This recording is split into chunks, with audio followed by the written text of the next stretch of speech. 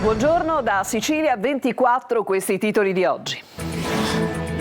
Grave incidente sulla statale Palermo-Sciacca. Nello scontro tra tre auto muore un ragazzo di 18 anni, gravissimo una ragazza di 20, 4 feriti non gravi sono stati trasportati in ospedale, deceduta una donna sulla A18. Traffico di beni archeologici. A Catania chiesta la misura cautelare per 55 persone, 74 gli indagati. I reperti rubati dai siti siciliani più noti sarebbero stati rivenduti illegalmente in tutta Europa. Viaggiava in un'auto imbottita di droga, arrestata nel catanese una cinquantenne che trasportava oltre 35 kg di hashish. La Sicilia nella morsa del freddo, temperature impicchiate nell'entroterra ma anche lungo la costa, Etna innevato. La favola a lieto fine di Jacopo, a 11 anni, ha vinto una forma rara e fulminante di leucemia, il bambino si riaffaccia al mondo pieno di speranze. Serie B, il Palermo pareggia contro l'Entella, a Tiritiello risponde poi Ampalo, rosanero nel finale, rischiano la sconfitta. Calcio, il Catania oggi affronta il Latina al Massimino con tante assenze in difesa, in tribuna il presidente Pelligra, dalle 14 su Telecolor, diretta stadio. Serie C, il Trapani conquista i 3 punti al provinciale, pareggio casalingo 1-1 del Siracusa contro l'Altamura.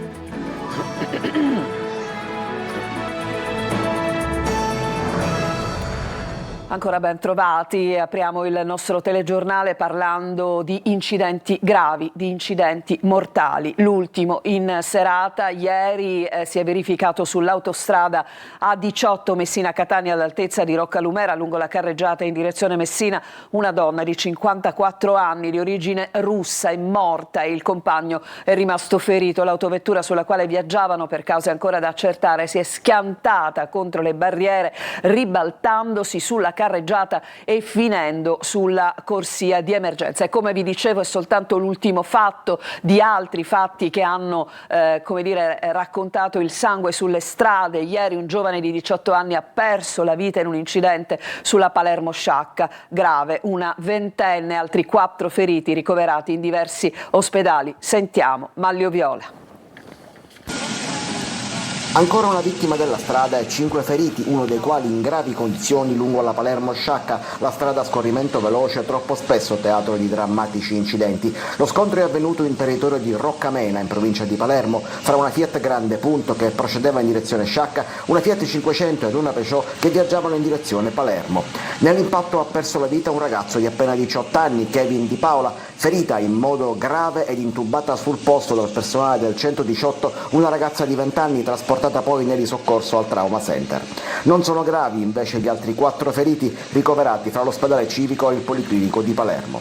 L'incidente è avvenuto su un viadotto al chilometro 44 della strada mentre pioveva a dirotto. L'auto sulla quale viaggiava la vittima dopo l'urto si è ribaltata. Sul posto sono intervenuti i carabinieri di Corleone, quelli di Campofiorito e di Giuliana, oltre ai sanitari del 118 con 4 ambulanze dell'elisoccorso. Proprio ai carabinieri sono affidate le indagini per ricostruire il drammatico incidente. E sono oltre 20 i siti archeologici violati in Sicilia da tombaroli che piazzavano beni trovati o trafugati ad appassionati tramite una filiera. All'inchiesta della Procura di Catania sono 74 gli indagati. Simona Mazzone. Un traffico internazionale di beni archeologici altamente redditizio e organizzato al centro dell'inchiesta della Procura di Catania, che ha individuato oltre 20 siti in Sicilia violati da una banda di tombaroli che piazzava i beni trovati o trafugati ad appassionati tramite una filiera ben strutturata.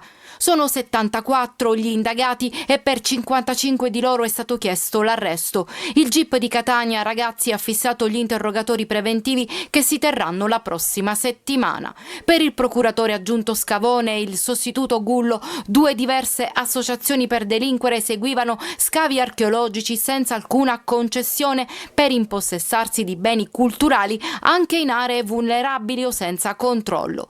Alcuni dei reperti sottratti, come 46 preziose monete datate tra il V e il III secolo a.C., sono stati venduti nel 2021 a una casa d'aste tedesca a Monaco di Baviera per oltre 42.000 euro. Un altro caso simile registrato a Londra con la vendita all'asta di 39 monete siciliane di epoca greca che sono state battute per oltre 150.000 sterline.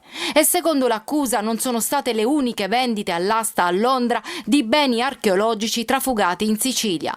Nell'isola alcuni pezzi sono stati venduti per 20.000 euro grazie alla falsificazione dei certificati di provenienza.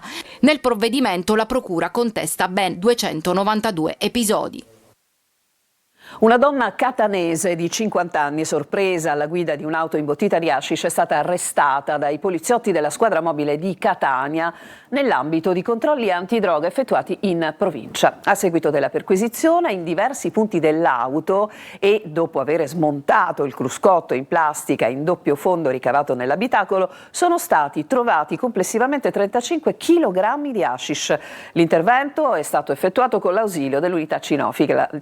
La donna è stata trasferita in carcere a Piazza Lanza. E restiamo nel catanese, dove i carabinieri di Acireale hanno arrestato Luca Pulvirenti, 35 anni, accusato di aver effettuato 9 furti nei confronti di esercizi commerciali di Via Grande, Aci Bonaccorsi, Mascalucia. Il primo episodio, cui si riferiscono le immagini, risale al 1 febbraio con un furto notturno in una pizzeria, reso possibile grazie a un foro nella canna fumaria. A incastrare l'uomo sono state le immagini dei sistemi di videosorveglianza. Dopo le formalità di rito, Pulvirenti è stato rinchiuso nel carcere catanese di Piazza Lanza. Ci spostiamo a Palermo, nuova intimidazione all'assessore comunale all'emergenza abitativa di Palermo, appunto. Un pacco pirotecnico fatto esplodere di fronte casa dell'esponente della Giunta La Galla, laddove qualche settimana fa era stata fatta esplodere una bomba carta. Manlio Viola.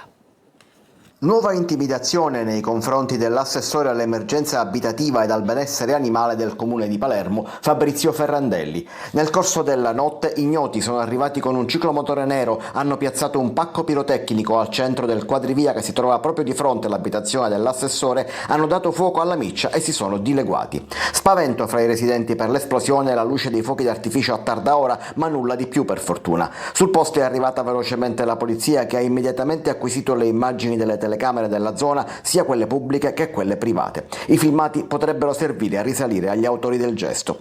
L'assessore Ferrandelli è sotto tutela per decisione della prefettura dopo minacce via social e personali e dopo che una bomba carta è stata fatta esplodere nelle scorse settimane, alla fine di ottobre in realtà, al medesimo incrocio. Minacce ed episodi intimidatori seguirono il danneggiamento di un'abitazione popolare che era stata sgombrata dagli abusivi per poterla consegnare ai legittimi assegnatari. In passato Ferrandelli era stato minacciato anche per la lotta ai vetturini abusivi e in un caso era stato colpito mentre tentava di difendere un ristoratore da un'aggressione in centro. Episodi questi ultimi due scollegati dalle intimidazioni attuali, che vengono fatte risalire dagli inquirenti invece alla battaglia contro le occupazioni abusive di immobili.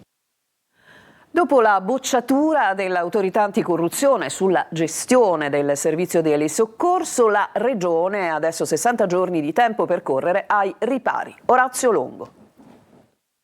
È evidente il permanere delle difficoltà della regione Sicilia nel suo complesso, sia come stazione appaltante sia come CUC, ravvisabili probabilmente in scarse capacità organizzative ed in competenze poco adeguate. Sono parole pesanti, quelle dell'Autorità Nazionale Anticorruzione, che con la delibera 444 ha bocciato il sistema elisoccorso in Sicilia, contestando 5 proroghe e 2 bandi del 2025. Secondo ANAC ci sarebbero gravi profili di legittimità e suggerisce caldamente un'eventuale aggregazione della committenza con altre regioni attraverso l'adesione a convenzioni attive. L'attività di vigilanza avrebbe evidenziato la violazione del divieto generale di proroga dei rapporti negoziali con le pubbliche amministrazioni, non esimendo la motivazione della necessità di garantire l'esecuzione del servizio. Non basta avviare le attività prodromiche al rinnovo, dice ANAC, bensì occorre che il provvedimento di rinnovo sia emanato. Ora il tempo stringe, la Regione dovrà entro 60 giorni comunicare le determinazioni assunte riguardo al contratto in scadenza il 31 dicembre. E se per la centrale Caltanissetta Catania c'è ancora un po' di tempo, visto che per 30 mesi l'elisoccorso sarà gestito da Alidaunia, per le basi di Palermo e Lampedusa e di Messina e Pantelleria si dovrà fare in fretta per evitare di mandare in tilt l'assistenza sanitaria, con la certezza che ulteriori proroghe non sono più possibili. C'è una pausa adesso, torniamo tra poco, ci occuperemo del freddo arrivato in Sicilia.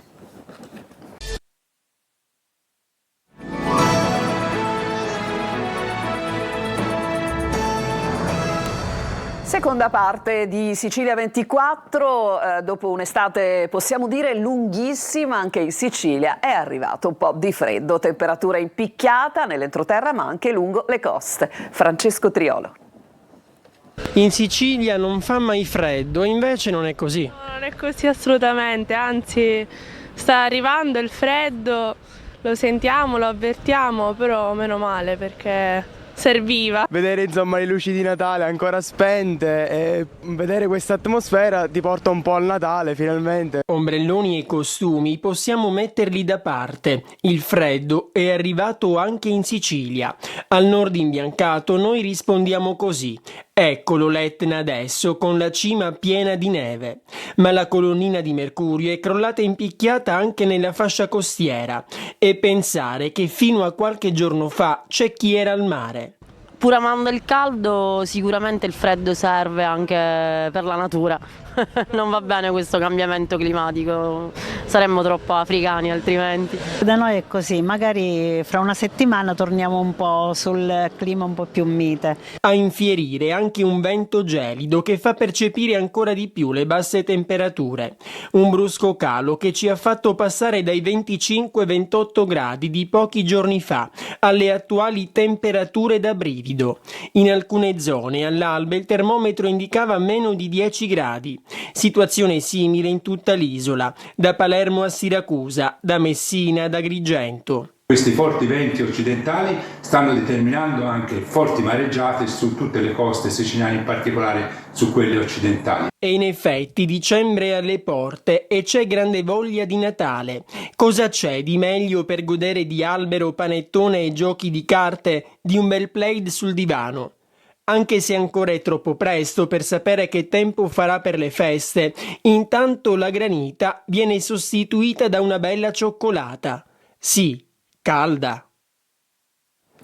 Il servizio era del collega Francesco Aloi e non di Triolo, come erroneamente detto. Dunque adesso una favola a lieto fine, quella del piccolo Jacopo che ha vinto una forma rara di leucemia fulminante, così si riaffaccia al mondo pieno di speranze. Sentiamo Tonino De Mana.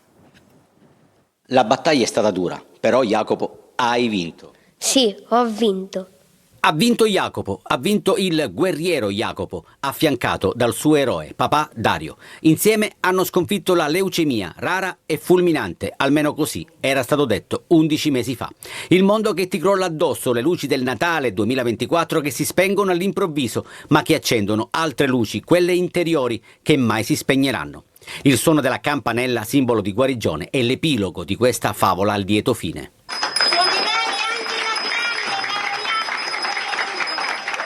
Jacopo, qual è il momento più bello? La cena con Marilina, che è la mia infermiera del cuore, dove gli ho regalato l'anello. È il marito di Marilina? Gli ho mandato un messaggio e gli ho detto che non dovevo essere geloso. Qual è il momento che tu vorresti cancellare? Nessuno. Perché? Perché è stata un'esperienza tutta bella.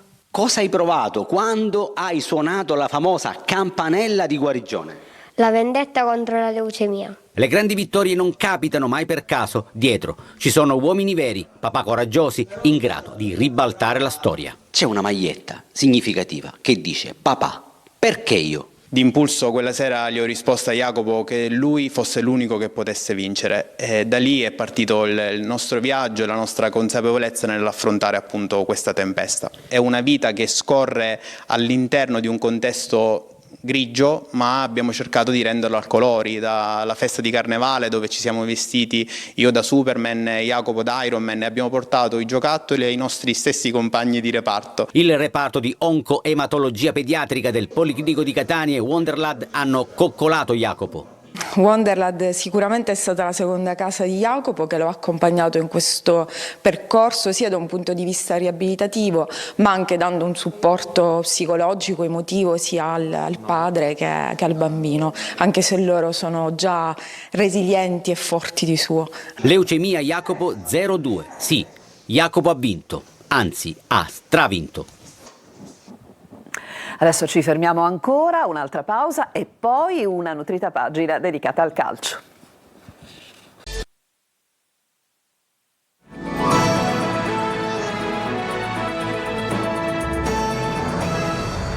Siamo al calcio, Palermo solo un pari contro l'Entella. A Tiritiello ha risposto Poyampalo con i rosanero che però nel finale hanno anche rischiato di perdere. Marco Gullà.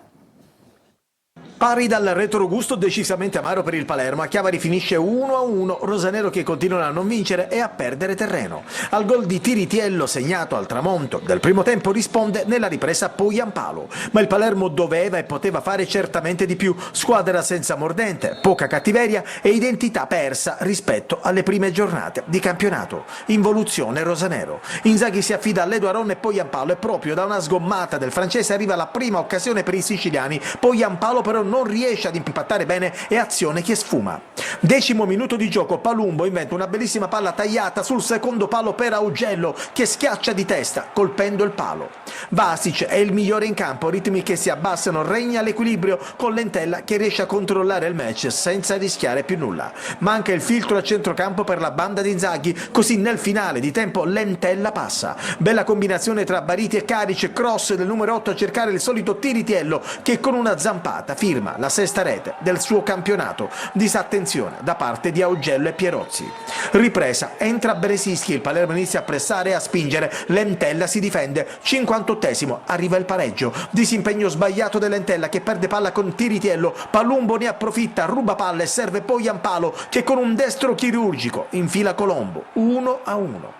L'Entella reagisce, traversa di Franzoni, il numero 24 sfodera un destro potentissimo che Iolone devia sul legno alto. 77°, occasione Palermo, Beresischi cerca Poyampalo con un cross preciso, colpo di testa del finlandese di poco largo sulla destra. Poi ancora Poyampalo, destro radente, palla che sfiora, ancora una volta il palo. Nel finale però la squadra di Chiavari ad avere la grande occasione da gol, Russo tutto solo davanti a Iolonen, tenta il tiro sul secondo palo, palla che termina di un soffio alta. Finisce così un pari che serve ben poco al Palermo.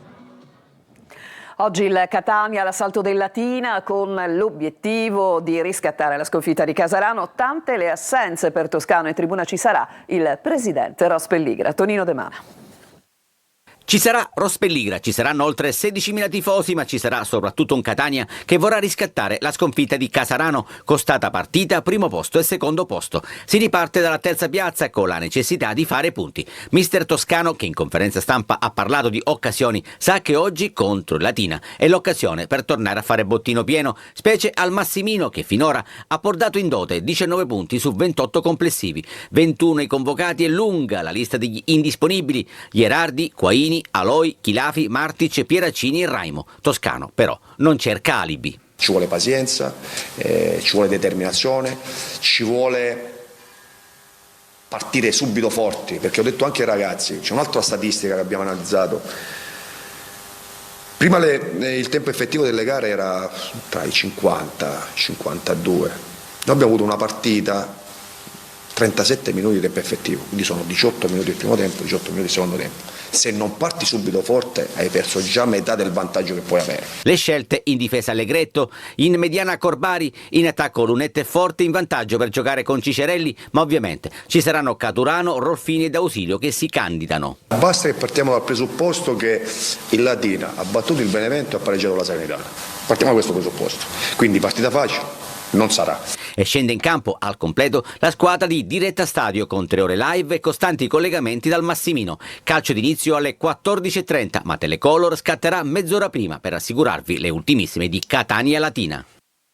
Ed è stato un successo al provinciale per il Trapani contro il Foggia, pari in rimonta del Siracusa nella sfida salvezza con l'Altamura. Sergio Colosi. Bottino da 4 punti nel doppio incrocio Sicilia-Puglia, 3 per il Trapani che aggancia la zona play-off, 1 per il Siracusa che si mette a +2 dall'ultimo posto. Frizioni Granata, Antonini lamenta la scarsa affluenza di pubblico e l'esordio del direttore tecnico Volume, scelto per sostituire Pavone. Gli esclusi Celeghin e Carriero pagano il KO di Potenza, dentro i giovani Podrini e Marcolini. Il Trapani risponde sul campo con una buona prestazione, complice un Foggia in crisi, 3 gol e quarta vittoria negli ultimi 5 incontri. La classifica ci imponeva appunto di sfruttare al meglio questo primo turno casalingo e quindi avevamo preparato una gara importante, gagliarda, cambiando anche a livello tattico qualcosina, mettendo qualcuno qualche giocatore più offensivo per cercare di andarli a prendere alti e incominciare a fare la partita. Poi chiaramente i 2 gol iniziali ci hanno spianato la strada, ma i ragazzi hanno rispettato quello che era piano gara e le direttive su quello che bisognava fare. È un buon momento anche per il Siracusa, al terzo risultato utile di fila e con una sola sconfitta in 5 gare, chiuse con un saldo attivo di 10 punti. Gli azzurri contro l'Altamura fanno la partita, vanno sotto con il gol di Poli, creano tanto e al tramonto del recupero con l'assist di Valente e la rete di Di Paolo trovano il pareggio dalla panchina. Gare come queste il Siracusa un mese fa le avrebbe perse, è il segnale di come qualcosa sia cambiato. Era il nostro ultimo servizio, Sicilia 24 si chiude qui, a tutti voi grazie per l'attenzione, vi auguro una buona domenica, un buon proseguimento di giornata e vi lascio con la rassegna stampa curata da Emanuela Corsi.